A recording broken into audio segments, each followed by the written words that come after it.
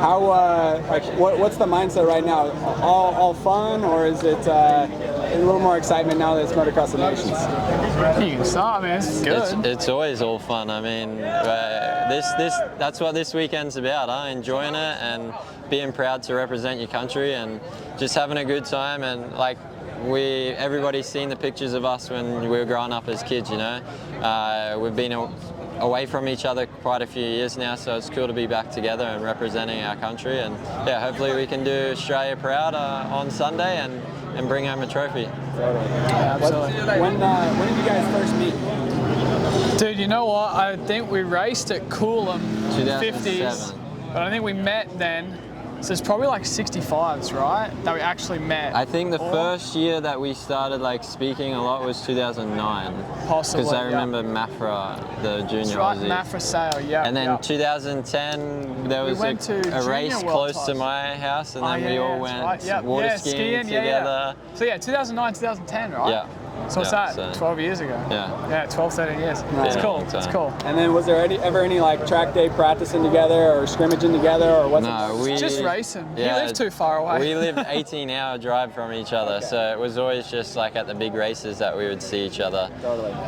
But when in 13, 14, and we'd do the 15, Junior World Championship. But we were on the thing, kind of thing, you know. Yeah. And then with Yamaha as well. Yeah, that's right. So yeah, we kind of lived a long way from each other, but we always kept in contact and always seen each other quite a fair bit. It's crazy. It's kind of funny because he's like, my town where I'm is like 1,500 people. He was like 18 hours north, like Cairns, top of Australia, like not much up there, and like it's crazy that, you know, throughout our whole careers we've managed to like stay in touch and then kind of racing each other at such a high level, and then we're here now. It's kind of cool. Like our mums talk, they're like best friends, so it's cool. It's a unique situation. That's fun. So I mean, representing for Team Australia, carrying the flag this weekend, is this something that you guys look forward to, like when you were younger, or what's that feeling like for you guys? Yeah, it's awesome. I mean, when you're younger, like you can't even imagine it. You know, like we would look to the pros in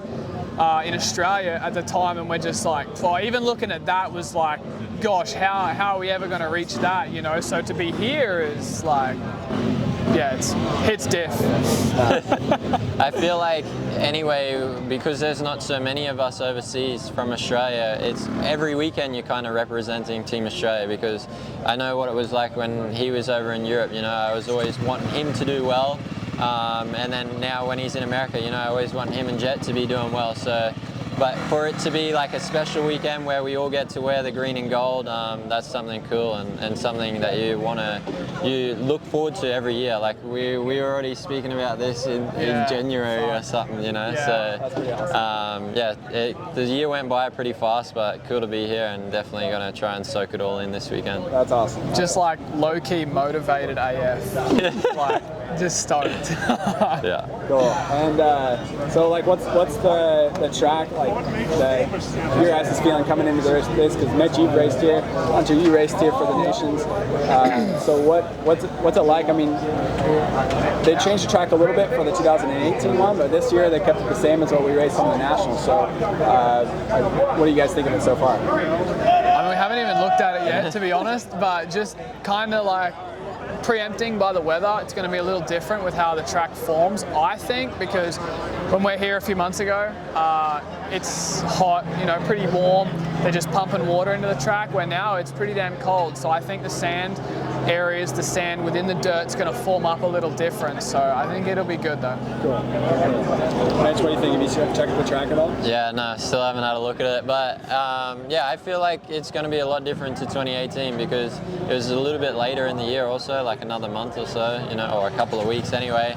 It was a little bit colder then, and the weather was terrible for us that week, so it was like a mud race. But hopefully this weekend that the weather holds off and the track forms up good. But yeah, certainly looking forward to it. I'm looking forward to that other little section that they cut out last time. I think that should benefit like the Euro guys a little bit, you know. And yeah, looking forward to being able to do the leap not in complete mud. So I did it a few times last last time, so I should be all right this year. That's cool. And then all team Honda, I mean, that's extra special. It hasn't happened in a long time that a top level team has all been riding for a factory level team like Honda.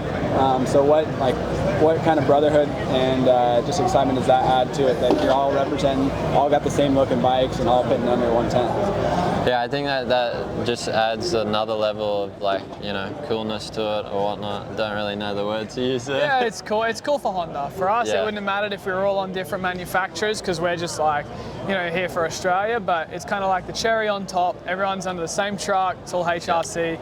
Kind of a deal sweetener for them, you know, because the teams, obviously, this isn't in their budget. So it's just cool. Kind of like they're stoked, a little more amped up, and yeah, it's cool. Cool. All right, good stuff. And Jett's on a 450. Your older brother, almost brother. So what are you guys thinking about, like, putting him on the 450? You excited? You nervous? Well, what's it like? No, he'll be good. So the reason behind that decision was because he's going to be 450 outdoors next year.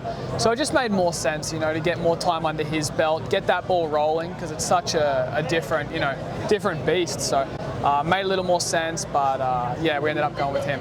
Cool. And Mitch, what do you think? I mean, you've ridden that bike a lot, so is he borrowing any settings from you, or you giving him any pointers yet? No, I haven't given him any pointers yet, but like, if you watch his bike all year on the 250, you know, it's been handling really well, so I'm sure they'll have it sorted for this weekend, and I'm looking forward to seeing him on a 450. Like, you know, he's quite a lean guy, but he's quite tall, so I think he should suit the bike really well. And he says that he's a little bit worried about doing the leap, but I think once he's out there, it should be no worries. He'll be fine. He'll be good. All right, well, thanks for your time. Cool, thanks guys.